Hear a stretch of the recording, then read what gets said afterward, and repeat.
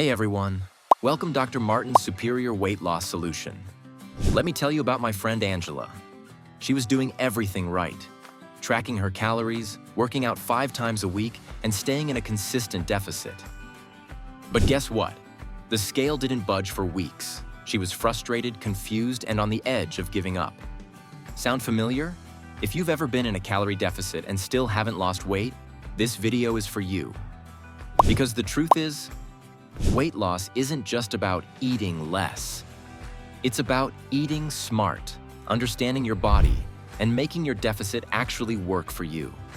So, if you're tired of the confusion and you want real science-backed answers, grab a drink, get comfy, and let's dive in.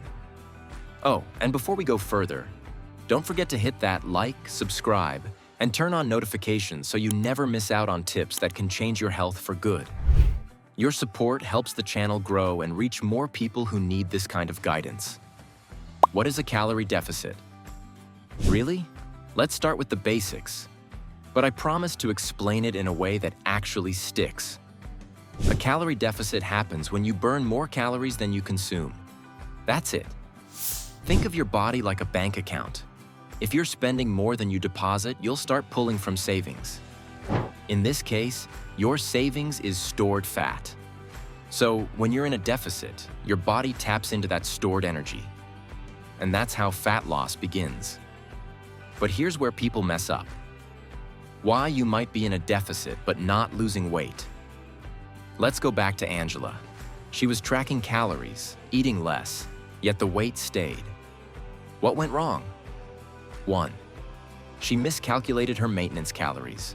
Most people use calorie calculators online, which are fine as a starting point, but not accurate for everyone. If your maintenance is 2,200, but you think it's 2,500, and you eat 2,000 thinking you're in a 500 calorie deficit, you're not. You're barely in a deficit at all. 2. She wasn't tracking everything. That handful of nuts, the dressing on your salad, the creamer in your coffee, all of it counts. Little bites add up fast, sometimes sabotaging the deficit entirely. 3. Her body was adapting. Our bodies are smart. Over time, when you reduce calories, your metabolism may slow down to conserve energy. It's called adaptive thermogenesis. That's why long-term calorie restriction can sometimes stall fat loss. How to calculate a realistic, personalized calorie deficit. Let's get into the practical part. Step 1. Find your maintenance calories. Use a reputable calorie calculator, like tdeecalculator.net, and enter your age, weight, height, and activity level. This gives you a rough estimate. But don't stop there. Step 2. Track for 1 to 2 weeks. Use an app like MyFitnessPal or Chronometer. Log everything you eat. Weigh yourself 2 to 3 times a week under the same conditions. If your weight is stable, you're at maintenance. If it's going down, you're in a deficit. If it's going up, you're in a surplus. Step 3. Create your deficit. Subtract 500 calories per day for sustainable fat loss. This typically equals 1 to 2 pounds per week. A healthy, realistic pace. How to stay full and energized while in a deficit. Now comes the real secret. You don't have to starve to lose weight. Let's fix your mindset and your meals. 1. Focus on volume eating. That means eating foods that are low in calories but high in volume and fiber. Think leafy greens, vegetables like zucchini, cauliflower, cucumbers, fruits like berries, apples, watermelon. You can fill your plate without overloading it on calories. 2. Prioritize protein. Protein not only keeps you full, but also preserves muscle mass while you lose fat. Aim for at least 0.7 to 1 gram of protein per pound of body weight. Great options: chicken breast, Greek yogurt, lentils, tofu, eggs. 3. Hydrate. Like it's your job. Sometimes what feels like hunger is actually thirst. Keep water nearby and sip throughout the day. Add lemon, cucumber, or mint if plain water bores you. Exercise. Your deficit's best friend. Let's be clear, you don't need to work out to lose weight, but it helps a lot. Why? Because exercise burns calories, preserves muscle, boosts your metabolism, and improves mood. Start simple. 30 minutes of brisk walking daily. Bodyweight workouts 3 times a week. Strength training. Yes, weights. Building muscle actually increases the number of calories you burn at rest. More muscle equals higher metabolism equals easier fat loss. Common mistakes that sabotage your deficit. Here are the red flags to watch out for. Mistake number 1. Eating too little.